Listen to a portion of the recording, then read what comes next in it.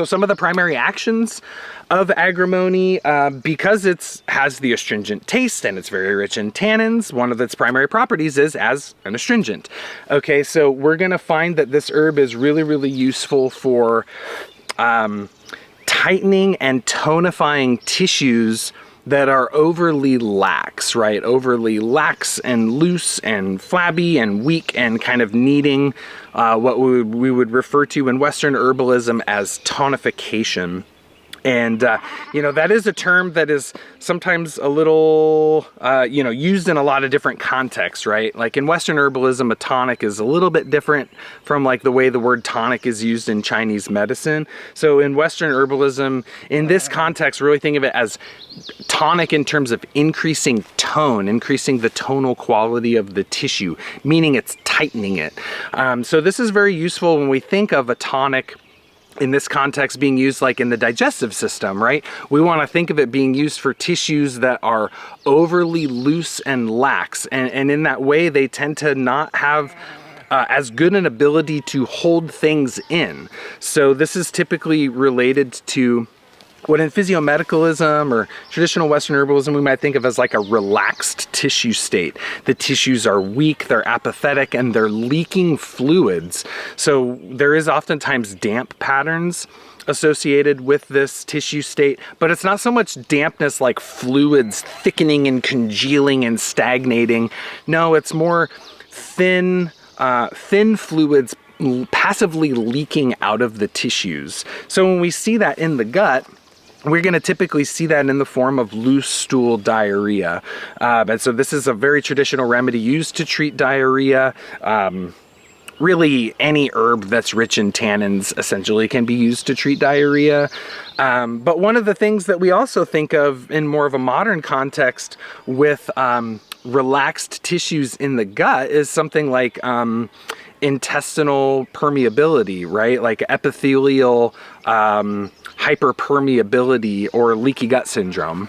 And I think this is a really, really great herb to consider in the context of leaky gut syndrome because of its astringency, because of its bitter tonic effects in the digestive system, right? You're gonna help to increase some gastric secretions. You're gonna tone up the gut mucosa, the gut wall. You're gonna astringe and tighten that excessive permeability. And then the other thing that's really nice in terms of its relationship to the gut is that this is, you know, it's a relaxant, right? This herb has a relaxant property that is specific for tension, right? And this is kind of one of the, in a way, paradoxical properties of Agrimony is that it is, on the one hand, it's a relaxant for tension, and yet on the other hand, it's an astringent. So tension is like too much tone, right? Spasm, basically, or nerve tension. And then on the other hand, it's increasing tone and tension. And so one of the ways I think of it is that it's relaxing constriction and tension in the nerves and perhaps in the musculature, like pain and spasm, but then at the same time, it's gonna tighten and astringe the mucosal membranes. So sometimes we see that and we think, oh, how can something be astringent or tonic and relaxant at the same time? Those are kind of opposing qualities, but it's really that it's having those properties in different tissues of the body. And that's one of the ways that I like to kind of think when I sometimes see paradoxical properties, or even if I'm looking in herb books and I see, you know, conflicting opinions or, you know, ways people work with herbs. This actually happened to me recently. I was, for Materia Medica Monthly, I was working on the lavender monograph, and and it was like kind of confusing because like a lot of authors say it's cooling, but a whole lot of other authors say it's warming, and it's like, well, how can it be both? So with Agrimony, though, that tonic property and the relaxant property working on two different parts of the body. So that's kind of some of the main ways that I consider this for the digestive system, especially if there's like tension, like psychological tension, nervousness, like people feeling kind of on edge, coupled with digestive complaints that would indicate an astringent, i.e. loose stools, digestive insufficiency. and potentially leaky gut syndrome as well. I have included this in a lot of leaky gut formulas and really like the way it performs in those types of situations. So then shifting into liver gallbladder. So it's very, very nice here for a little bit of bile insufficiency. It is a mild bitter tonic, so it will help kind of get some of the bile moving a little bit. This remedy was classically used even to treat things like hepatitis, cirrhosis. You know, I would combine it with other herbs for that purpose, right? We have other herbs that are maybe a little bit more specific, trophorestoratives for the liver. I tend to think of herbs like, of course, milk thistle being one of our top herbs there. I really like artichoke here as well. Schisandra berry is very, very nice there too as a hepatic trophorestorative. I've also used reishi a lot there too. You know, I wouldn't use Agrimony by itself if someone had like a really severe liver disease like cirrhosis. I would definitely use it in formula with some other herbs, but it can be very supportive there as well, and that is very much in accordance with traditional usage of this plant. And you know, one of the things that I like to think of with liver, you know, speaking of like the anatomical liver, so you know, our liver, unlike other organs like the bladder or like our blood vessels or like the heart or our intestines, right? It's not directly innervated by the nervous system. It's not like your nervous system is directly plugged into your liver and can, you know, create tension in your liver. Like there's no smooth muscle around it that your liver can't spasm, right? But what can happen is the nervous system can be associated with controlling the blood supply to the liver, specifically arterial blood supply. And you have your main hepatic artery, which is what provides the liver with fresh oxygenated blood. And your liver needs fresh oxygenated blood, a lot of it, because it's getting all of the, you know, nutrient and toxin laden blood from the digestive system through the portal vein. It's flooding the liver with all this stuff to deal with. Well, it needs fresh oxygenated blood in order to keep it clean and detoxifying and just keep its whole metabolic function moving forward in a good way. But when someone's under a lot of tension and a lot of stress and they have, say, like sympathetic dominance in their nervous system, well, one of the main patterns of sympathetic dominance is that all the blood flows away from the core and out to the periphery, right? So you get blood flow out here in the periphery so you can, you know, run away or you can fight off whatever is attacking you or whatever stressor is there. And this is why a lot of times people with sympathetic dominance tend to have some digestive, you know, the digestive system is not functioning very well because it has to be parasympathetic in order to digest well. But then that hepatic artery is going to be more constricted, right? Because it's going to shunt blood away from the core into the periphery, and that can lead to a degree of liver stagnation. And so where we have this is where Agrimony is really cool, because as a relaxant, right, it's going to help to open up and to calm that sympathetic excess, help to relax the constriction in the arterial blood supply to the liver, and then as a bitter tonic to help move you know, bile and just move the liver a little bit is really, really nice. So that's kind of some of the liver gallbladder stuff that I tend to think of. Now, I'm not super well versed in traditional Chinese medicine, but I have been learning a little bit more about it. And, you know, the Chinese capital L liver is definitely a bit different than the physical liver that we think of in terms of more physical anatomy and physiology. But there do seem to be some connections there. And one of the things with the liver and TCM, from my limited understanding of it, is that its kind of function is to, you know, maintain an even distribution of qi, or the vital force, throughout the body. And oftentimes, like a very common pattern in the modern world is like can be referred to as liver qi stagnation, which commonly is manifest as tension, right? Stress, tension. It can manifest as kind of like emotional distress and things like that. and that tension. And so some might say that Agrimony could be seen as an herb to address that liver qi stagnation because it helps kind of calm and relax and ease constriction so that the vital force can more evenly flow throughout the system. And in that way, one of the primary ways that or not one primary ways, but one way that can manifest sometimes in people is with headaches. The liver can be responsible for the Chinese liver can be responsible for headache patterns, especially when that liver's kind of tense. And so this is where Agrimony can be really, really useful there for kind of like a liver associated tension headaches. So that's one way that this herb can be considered. So that's kind of some of the liver, gallbladder, bitter tonic properties of this herb.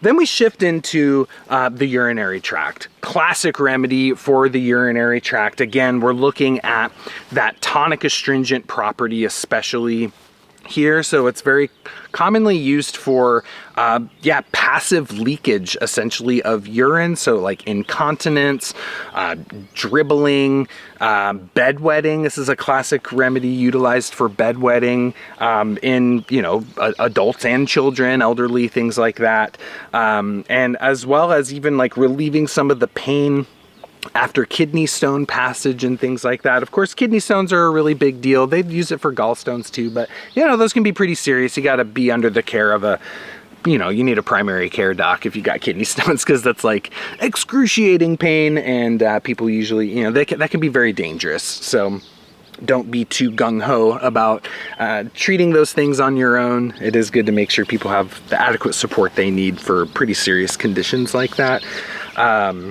So very, very nice astringent tonic in the urinary tract. And with the bedwetting thing, commonly there's like again, an underlying tension that can be associated with that. Like I've got a toddler, right? And so, in the last year, he's been, getting used to going to the bathroom, in the bathroom, in the toilet, and kind of veering off diapers. And, it just seems like sometimes there can be tension around that. Like it can be maybe a little bit stressful for them.